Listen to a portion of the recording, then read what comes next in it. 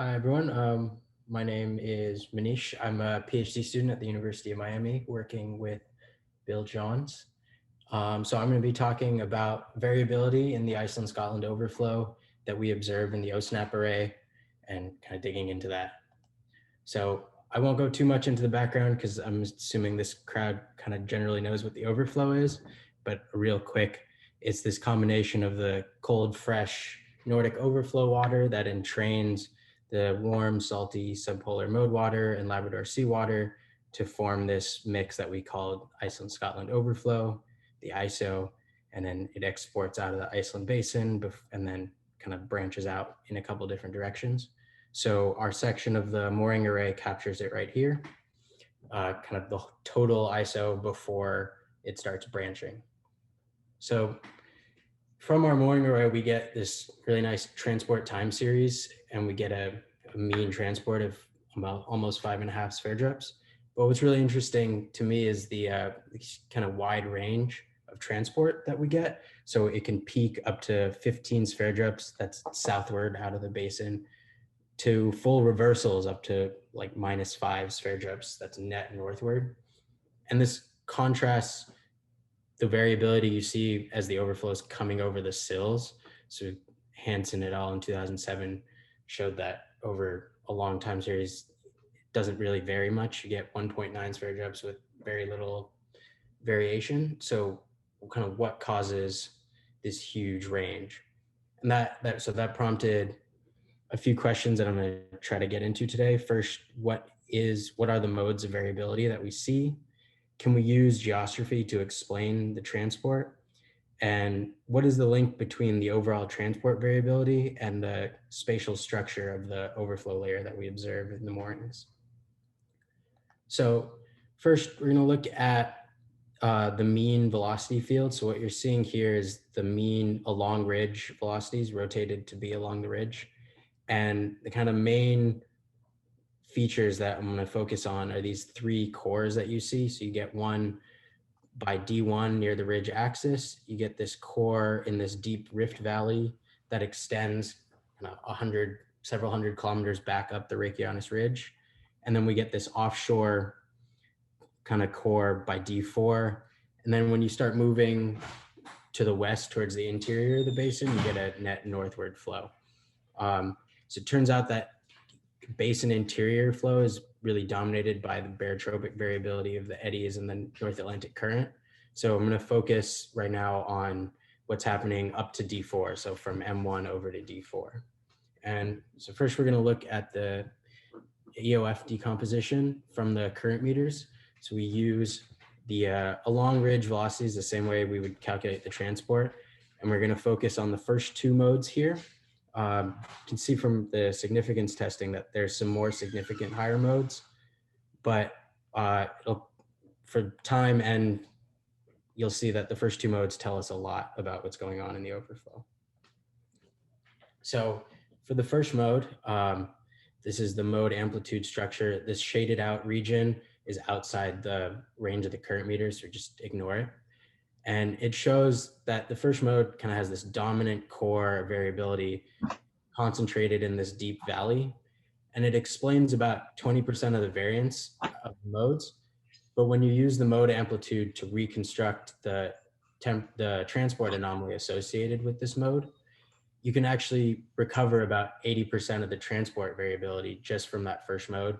Note that this is for the transport up to D4, so this is ignoring the stuff that's happening on the basin interior. So it's really interesting that a mode that only explains about 20% of the variance can recover about 80% of the transport variability. And we look at mode 2, you got this separate structure that seems to be mainly to do with this upper ridge core where we saw in the mean structure, there's a velocity core there. And this explains a similar amount of the velocity variance, about 15%. So the fact that it's separated from the mode that's in the valley suggests to me that there's some kind of different forcing mechanism there.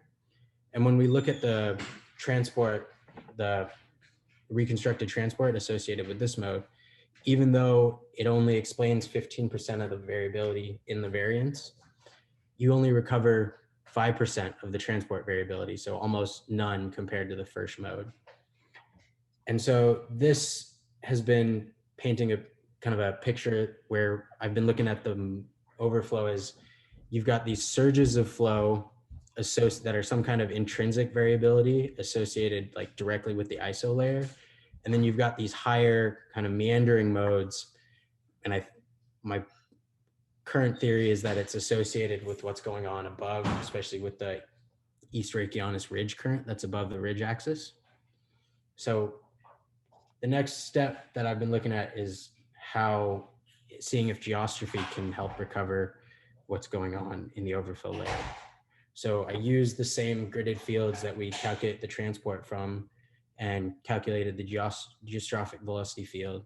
You can see that the velocity structure shows this first kind of along the top of the ridge core and then just kind of weakens towards the basin interior. It misses what's going on in this valley, which you can see more clearly when you take the difference of the full velocity field and the geostrophic field. You see really clearly it's missing this core, and it's also missing what's happening offshore, but that we think could be more to a resolution issue of the moorings. I'm pretty confident based on kind of experimenting with the gridding and looking at the CTD profiles in this D2 valley, that's a real feature. And there's some kind of intrinsic flow there that's not geostrophic. So next, I wanted to see how much of the transport you could recover using the geostrophic velocity. It recovers about 2/3 of the transport. And what I'm more interested in is where this divergence is happening. So to look at that, I took the cumulative transport from west to east across the ridge. And you can see right where that D2 valley is kind of what you'd expect is where you get this big divergence between the full transport estimate and the geostrophic transport estimate. Yeah. And then we get the same kind of divergence happening offshore as well. But that again could be to do with some kind of gridding or resolution issue. So that's kind of what I've got for now. Is results I've got so far is that we can use geostrophy to account for about 2/3 of the observed transport, but it really misses these bottom intensified flows that appear to have their own kind of intrinsic variability. And the EOF mode decomposition kind of supports the same conclusion. And the fact that the first mode explains only 20% of the velocity variance we see, but explains almost all of the transport variability, suggests to me that like while might be a bunch of processes causing velocity variability that we observe in the mooring array, what's driving the transport variability in the overflow is something intrinsic and I suspect not forced locally. So the future work is going to be trying to figure out what is causing this intrinsic overflow variability. I've been stuck on this for a while because it's kind of hard to use observations when there aren't that many observations of what's going on upstream. I have dug into a little bit about what's going on in the valley, and I suspect there's some kind of along channel dynamics that it's funneling the overflow through that deep valley. And then I wanted to get into what are the different dynamics versus, so when you compare what's happening at the top of the ridge below the ERRC versus what's this intrinsic variability. And then lastly, stuff that I've been kind of getting into recently is what is the role of the mixing and sub-mesoscale and small scale processes in determining the overall overflow structure, and how do these small scale processes kind of affect the overflow layer? That's future work that I'm just getting into. And yeah, questions? That was very nice, Manish. Thank you. Any questions for Manish? You can just unmute yourself and you can ask a question, or you can type it on the chat. Hi, Manish. That was a really nice talk. And I'm curious if you have looked at the spectrum of your first node. I'm wondering if that could be related to some type of topographic waves. Yeah, so I have looked into the spectrum. I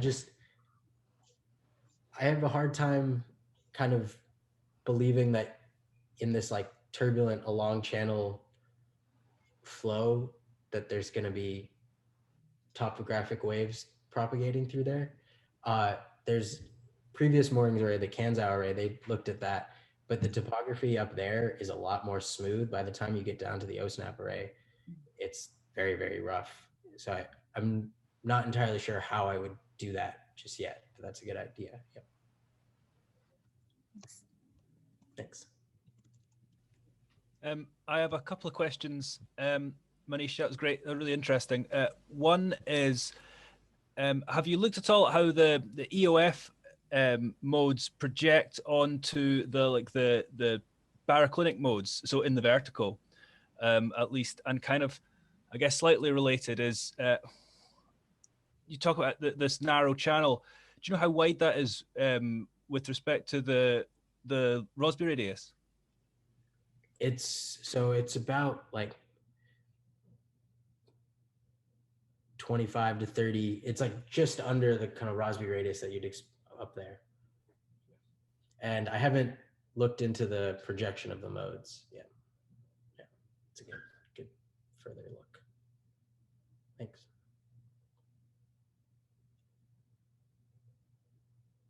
Any other questions for Manish?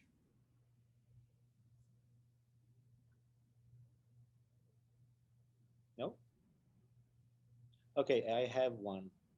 Do you have a strategy how you're gonna verify what are the possible forcing mechanisms upstream of the OSNAP array? Do you intend to use like high resolution numerical simulations to test your some mesoscale hypothesis, for example? I don't as of yet, because the couple models that I've looked at don't seem to resolve what's going on in that channel very well. Mm-hmm. Like the last model I looked at showed this kind of vortex that was stuck in the channel. So you've got a northward and southward flow mm-hmm. going on, but that's not something we observe. Yeah, I've been kind of stuck on how to investigate that further. Okay, but what about original simulations? No, I should try that. Yeah. Thanks. Yeah. Any other questions to Manish? We have time for one or two more questions.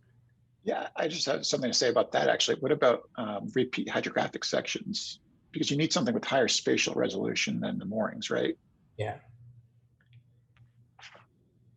Yeah, so I mean, we have the sections going across the line, and I've started to look at like evidence that there could be some kind of like submesoscale instabilities through there. Mm-hmm. Seeing what's happening as the plume evolves, as it comes down the ridge, like from north to south, we don't seem to have very much hydrographic sections, and a lot of the Argo floats and profiles don't get deep enough to really tell me what's going on. Okay.